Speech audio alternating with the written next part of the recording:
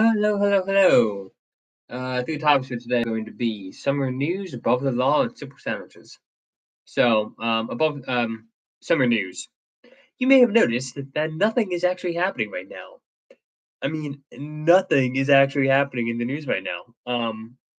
Yes, I know there's the Epstein drama, but is anything actually happening? No, everything's the exact same as it was a month ago, or a year ago, or 3 years ago. Nothing has changed. We're just talking about it now.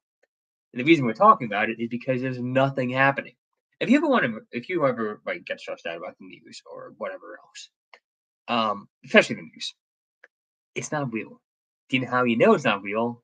Because during times when people are on vacation or taking holidays, nothing happens. Everybody is on summer trips right now, or at least a significant number of people, and about half of everybody else is not really working all that hard in general. It's summer, everybody's taking it easy. It's warm out. You don't want to work hard. You just want to sit back and read emails or whatever. You're not actually doing anything. That's everybody. That's how many news stopped. Russia, Ukraine's still happening. Israel, Gaza, or whatever is still happening.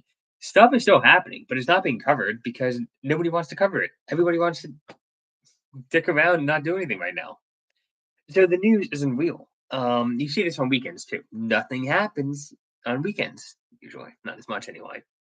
And all of the news seems to happen Monday through Friday between 9 and 5 p.m. Is that true? No. We live in a globe.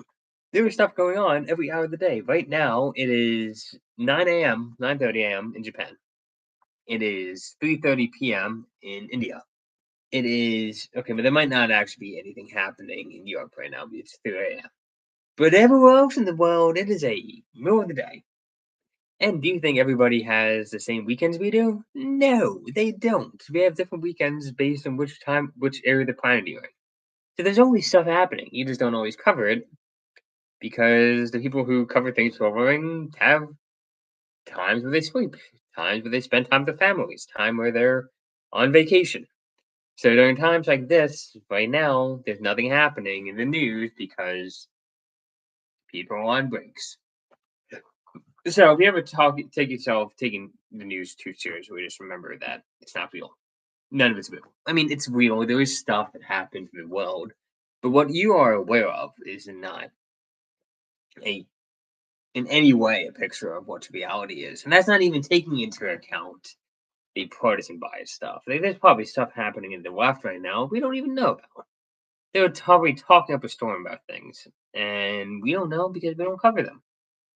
Um, just like the stuff conservatives are freaking out about that liberals just are not concerned with, like probable demographic collapse. Democrats don't know. They are not really aware of it at all. Um, they take the Muslim takeover of Europe. That's not going to be in the news of any left wingers. Just like we're not going to cover conservatives are not going to talk about climate change or talk about different stuff like that. Different race cars, whatever. So the news is fun. It's a hobby. It's something to cover. It's something to kind of like entertain you, and you might have some ideas that you come across or some arguments that might teach you something about the world, maybe, but it's not real. It's the way it's not the bubble we see it. Like it might be up at the higher ends, they see the real stuff. But you see the stupid mistakes they make. No, they don't see the reality either. Nobody sees reality. Nobody knows what reality is. Oh, tell her the truth. Okay, Jordan Peterson, what is truth? And I hate to be quoting Pontius Pilate here, but it's a really good quote. What is truth? Um, I think there is truth. There are some true things that we're ignoring more and more and more that we shouldn't be. If you want truth, listen to Jonathan Padu. If you want truth, don't go to the news. News is for entertainment and it's sport. That's all it is. So don't take it too seriously. Remember, it takes holidays, it takes vacations, it takes weekends. So yeah, chill. Another topic above the law. People use the quote against Trump, nobody is above the law. Now Republicans are using it against Obama now, saying nobody is above the law. First of all, I don't think that story is real in the slightest. Even though back what I said was saying about the news being fake. There's stuff. Oh, Trump is going to persecute Obama. No, he's not. You know what they're doing right now because there happens to be an issue in the news that the right and the left don't want to cover and don't want to talk about and don't want to do anything about. That news is called the Epstein Files, and the who also doesn't want to talk about it, Obama or Biden or anybody in power. So anything that seems to be a big hullabaloo about Obama being investigated or whatever, it's like it's a distraction. You're getting played. Now, I tend to think that there's probably a good reason why Republicans or Democrats don't want to talk about the Epstein files. And it's not necessarily because they're evil. That's part of it, but it's not the whole story. There's probably a reason behind it. Even evil has its reasons. But that said, this whole take anything you hear in the next 2 weeks with a giant shaker of salt, go out to the store, buy groceries, get another cup of shakers of salt, and just keep buying salt and keep dumping it behind you for the next 2 weeks. Because nothing is going to be real until this Epstein story goes away. I guarantee you that. They could find Martians could come down and see Trump face to face and videotape the whole thing. I would not believe it. I could talk to an alien on Main Street, like an actual alien from space, and I would not believe my own eyes. But it is an interesting idea of, because people are using the argument, nobody's above the wall. Because they sound so, nobody's above the wall. I believe in equality. The wall should apply to everybody. No, no, no, it shouldn't. If politicians, especially at the national sort, or below the wall, you can bet your bottom dollar that everybody's going to be using the legal system in every single way possible in order to win cheap political points. And I don't want my elections decided by some she said by a porn star, which is what we've had. that's that's not even a made up story. There was literally a he said she said story involving a porn star, and not even a modern one from 20 years ago, where like the 80s type of porn star. That was a story. That was an actual honest to God story that we had. And that's the kind of ridiculousness you get when you have the legal system brought into the political system. I think if you're a national politician, I don't care if you're Democrat or Republican, you should be able to go to Main Street and shoot somebody broad daylight and get away with it. Because the alternative is so much worse. People are all worried about, constitutional crisis this, constitutional crisis that.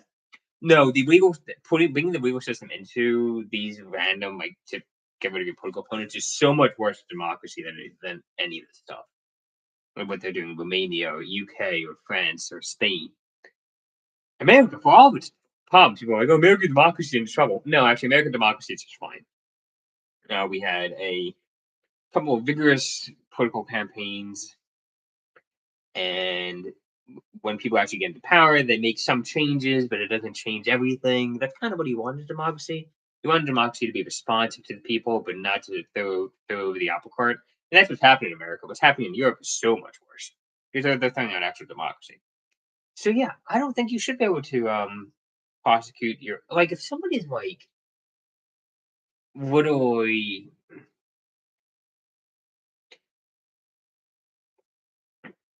I'm trying to think of a law that you could break as a politician that I would really be considering to be something below the law, and I just can't think of any that would be worse than the consequences of having the legal system used as a weapon in politics. I can't think of anything worse than that. And you see its effects. You've seen it in authoritarian regimes for the past 200 years.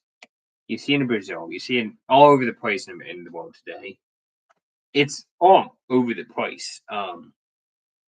And the results are always bad, always anti-democratic, always about throwing the world. People always for distracting people away from what they need to be focused on to make their lives actually better. You give me a good argument about, increased taxes on Wall Street or climate change or LGBT stuff, whatever. I don't care. It's fair game. But if you start using the legal system against your political opponents, that is in my opinion, an actual fascist move by anybody. I don't care what the political party is. You shouldn't be going after your political opponents. Well, none. I don't care. Yeah. If you're a national politician, you should be above the law. Next topic. Okay, so sandwiches, because I'm out of things to talk about. There's no news, but there's tomatoes. So I'm not sure if anybody's in the Mid Atlantic region, but tomatoes are in season. So if anybody has gardens and stuff, now's about the time they're going to be producing 1,000,000 tomatoes, or if there's any like local farms or anything. So a few things. First, if you have not had a local tomato, you have not had a tomato. Yes, I understand you had something that looks like a tomato from Florida in like sandy soil that was ripened with chemicals in the truck on the way up here, on the way to your grocery store. You've had that. That is not a tomato. That is an abomination. Unless you're using it for salsa or chili or something, it's not bad for that. Or if it's canned, it's okay, I guess. But like nothing beats a fresh tomato. It's real. It tastes amazing. It's actually kind of filling, to be honest. Sweet but not too sweet. So a few things you can make with this. Beautiful food. One, you can have the simple spicing up tomatoes. Put some cheese, put some spice, provolone cheese in the plate. Put the entire thing, olive oil on the entire thing with some balsamic vinegar. Just have like sliced of tomato and spread with provolone cheese. So good. Then moving on to tomato sandwich. You get simple white bread. You toast it. You butter it. A lot of butter. You salt and pepper, spice the tomato. Put it in the sandwich, and you eat it. And it tastes amazing. And it's just so good. Now, if you really want to get fancy, what you can do is you can basically do that same thing, except instead of toasting it, you put the tomato between two pieces of bread on a very buttery pan, and you put American cheese on the other side of the tomato, um, and then you also put basil and stuff. And you can basically make a homemade tomato pizza sandwich, um, just on the go, like just on the stove like that. So good. But it's all about the tomato. You need to have a little bit of salt in the tomato just to bring out the sweetness. A healthy amount of pepper. And you don't just dump it on, but you put a good amount on. And then other things you can do, you can naturally make salsa. You can mix peppers and spicy peppers into it. You can make tomato juice, tomato sauce and stuff. But really, if you have a fresh tomato, I would recommend just going to the basics. Slice of tomato, not thin, right? You want to have a nice thick slice of tomato, and then put it on toast, or you go with American cheese, or you just have it by itself with balsamic vinegar. It's a treat.